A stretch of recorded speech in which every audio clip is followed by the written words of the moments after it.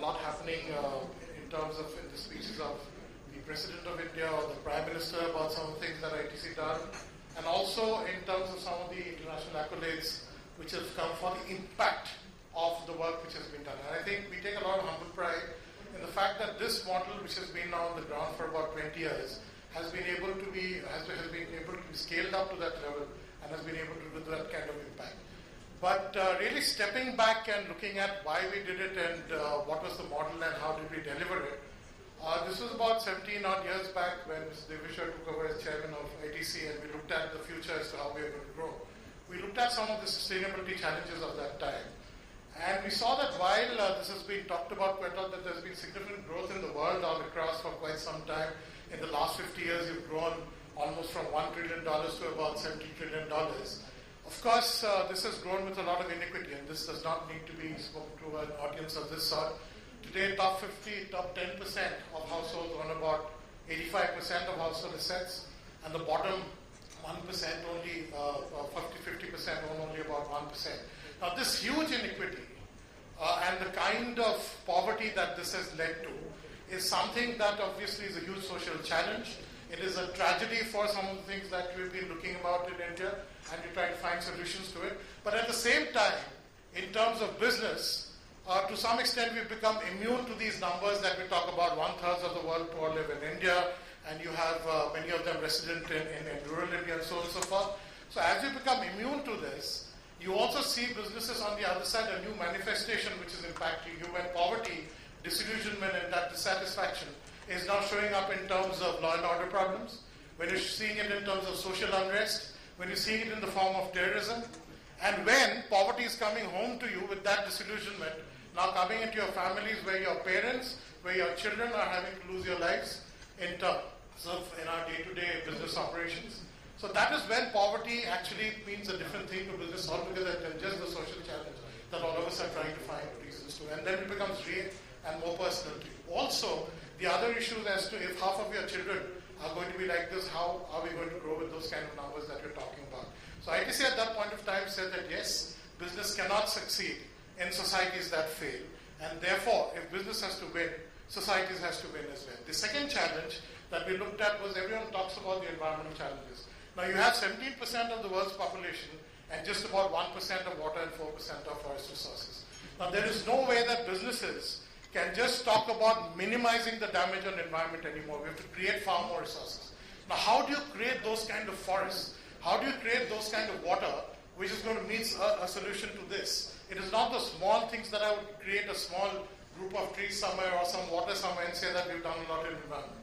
It is a huge problem, associated problem of climate change.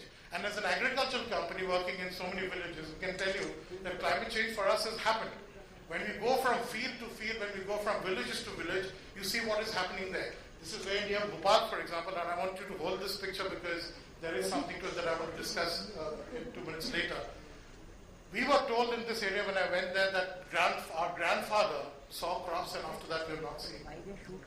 And plots on plots like this, I walked about 800 hectares in this area, and there was nothing to be seen. There's no water. Now food is not growing. Now we might talk about food prices going up. We might talk about other solutions. Onions are not available. There are other issues. But food is not growing. And therefore this is a serious problem when it comes to when you look at food issues of that sort. So therefore, obviously you can't say that we're going to continue doing business as usual. And when we looked at it at that point of view, one of the reasons that the world was into that kind of a mess is that businesses respond to markets. Markets do not reward anything apart from financial value. So since environmental value creation and social value creation did not figure as far as market rewards are concerned, so therefore that kind of efforts didn't happen to that scale at which it's required.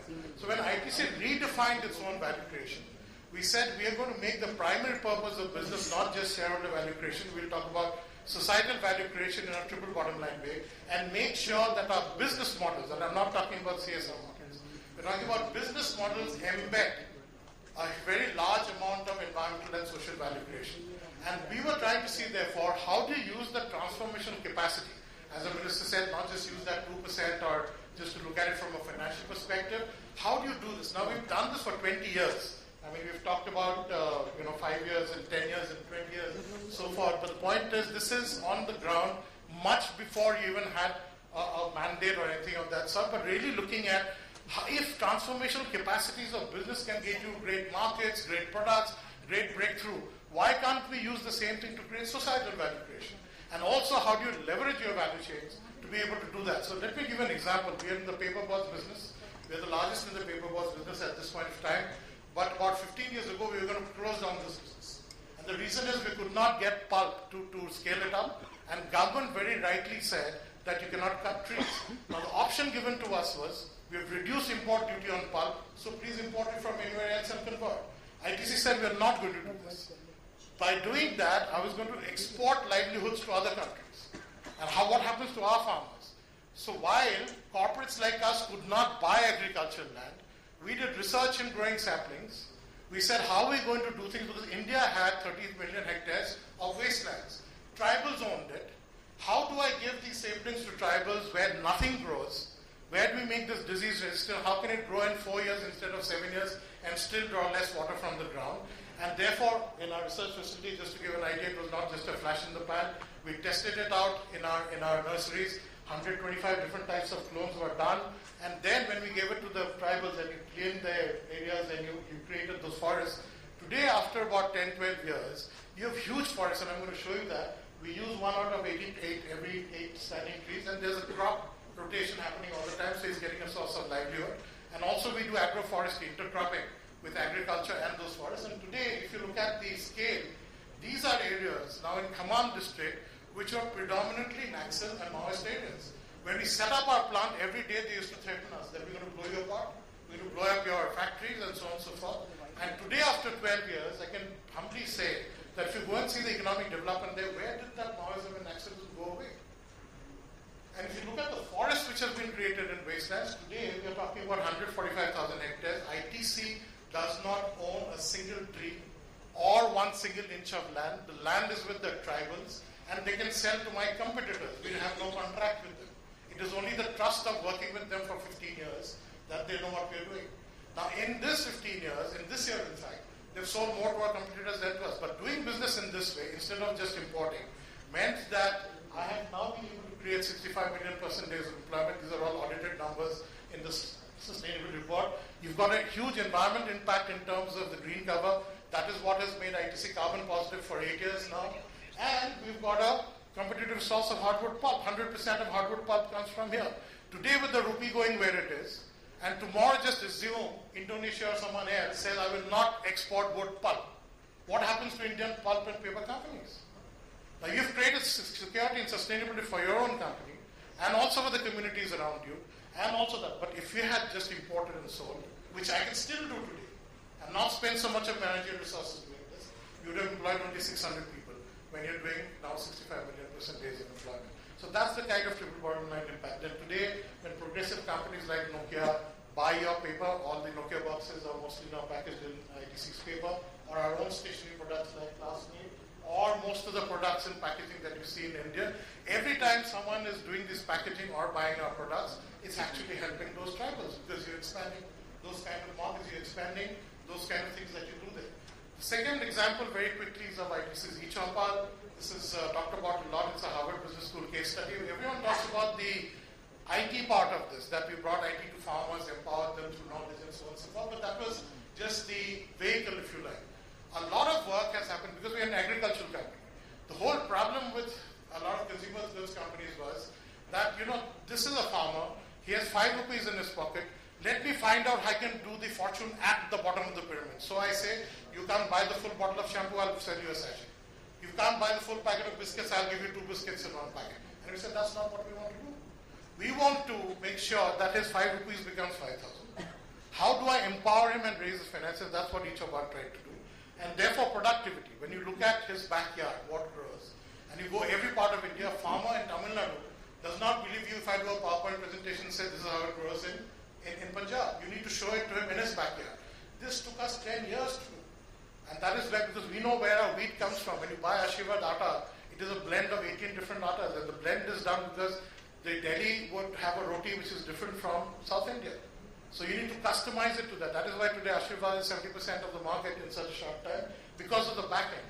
Our managers are working daily with those farmers to tell them about productivity, how to do those enhancements. Until today, like the social forestry farmers, we do not have a single contract with any farmers. He can still sell to my competitors. Now, last time when I went there and I said that, why do you still sell to us? He said that last time I took 8 tractors to this guy and said, now you've come to me. I'm going to pay for this tractor so much, but for the rest I will not pay you the same amount. Now, there are things which happen. Essential Commodities Act comes in. You say when inflation is there, you get the Essential Commodities Act coming in. And you say you can't store and transport. How on earth, if wheat is growing only 4 months in a year, how do I bring it to all of you 12 months in a year if I'm not allowed to store and transport? Farmer faces those risks, and these are day to day. Today, because of that empowerment, because of what we've been able to build in the front end, 4 million farmers use this, and this is a very quite globally acknowledged model that we've seen. Together with this, we had to create a lot of other things in the rural ecosystem. Water, for example. And I told you how critical it was. If you go to their homes, and we go there pretty often, the next glass of water comes after 2 hours because this lady is walking 5 kilometers to get it. Right? And when you bring water home, you'll have to be with them to understand what happens to them. You'll have barren areas like this. It rains for 4 days, it takes away the topsoil. Right? When you build a stop dam there, you'll see 4.5 kilometers of backward afterwards. What does this do? It gives the farmer a second crop, a third crop. So his income doubles, it triples. That is how you're looking at purchasing power while you're doing it. Today, there are 4,000 projects like this. We're not talking about 1 or 2. And when you go to these places, you'll find women who otherwise go to a well, walk down 10 feet into the well and pull out water 20 feet from there. It gives you a tremendous amount of happiness today to see that well overflowing. So that's the kind of things which happens in these areas. And I told you this photograph earlier, when they said our grandfathers saw crops. When we started digging, it was very rocky and we got water. For the last 3-4 months when we went there, we found water there. For the first time in those 2 generations, we've got a crop now. This time it was gram, but we're going to do Sharmati Atta in the next one. When you do that, the farmers obviously get that kind of valuation. Now his income is again doubling. So this is how you're doing it. Now, with NREGA and a public-private people partnership, you're doing it in 3 states apart from 100,000 hectares that we do. For example, that 145,000 hectares that you saw of trees, that is Mumbai and Pune put together. That is 12 times the size of Paris City. Watershed, we've exceeded that already. That's the scale that we're talking about. And this is the front end. You create great brands to push that entire competitive value chain. So therefore, linking CSR to the business model where I create a great brand at the front and create this entire thing at the back end to be able to create those sustainable value chains. So together with that, we're also doing, for example, Mangaldeep supports tremendous amount of agarbatti. These are now rural women entrepreneurs who are shareholders in their own center units. Livestock, again, we've done a lot of work because this is the second largest activity in farms. 8 lakh animals in Bihar. Yields have got 8-9 times, so we've set up a processing unit now to be able to use that, because that will become a dairy value chain for ITC. So you're looking at everything in that area. When you look at supplementary education for people out of school, not necessarily just looking at so this process has raised farm incomes and has given us a unique sourcing advantage. Why your food products today is growing in about the 5-7 years that we have done these businesses to the levels it has. Now, in addition to that, when we also in hotels, we said, how do you do responsible luxury? Because this is an area where you're selling luxury. Now, at that point of time, we said, okay, we're going to make all of them LEED Platinum rated to the US Green Business Council standards. And when we built our first the Green Center, you'll be very happy to know that in the world, the highest rated platinum LEED building is at the ITC Green Center in Gurgaon. A lot of people in India didn't even know that we were the highest in the world, and it required Hillary Clinton when she was Secretary of State to come here to tell us this as usual. We always get someone from outside to come and tell us how good we are. And that knowledge is now gone to all the hotels. Today, all the super premium luxury hotels in the world are LEED Platinum rated in ITC. This hotel in Chennai that we built, 600-room hotel, is the world's largest LEED Platinum. The interesting thing is, 600 rooms runs 100% on wind energy. 100% on wind energy. We're not even taking 1 kilowatt from the grid. There are 5 hotels in ITC which are now 100% wind energy. There are at least 5-7 factories doing this. Entire Bangalore, all our units, 2 hotels, factories, everything's on wind energy. Today, as a group, 41% of all our energy with 195 factories, so many hotels, are from renewable sources. In 2 years' time, half of all energy in ITC will be from renewable sources. We publish all this in a sustainable report. I'll leave one with Sharon. This is therefore in one shot. If you look at one company and looking at what the numbers that we've been able to achieve because of this business-linked CSR model of embedding the CSR in your business model itself. And that is why today our businesses, we employ only 30,000 people, but we've been able to give livelihoods to 5 million, which means 80% of the income of these people are dependent on our business, 5 million people. And now we become the only company in the world to be carbon, water, and solid waste recycling positive. This certainly gives us a lot of encouragement, and it is the credo that we use for ITC when we say let's put India first. So thank you, ladies and gentlemen. I have 15 minutes till. Thank you so much.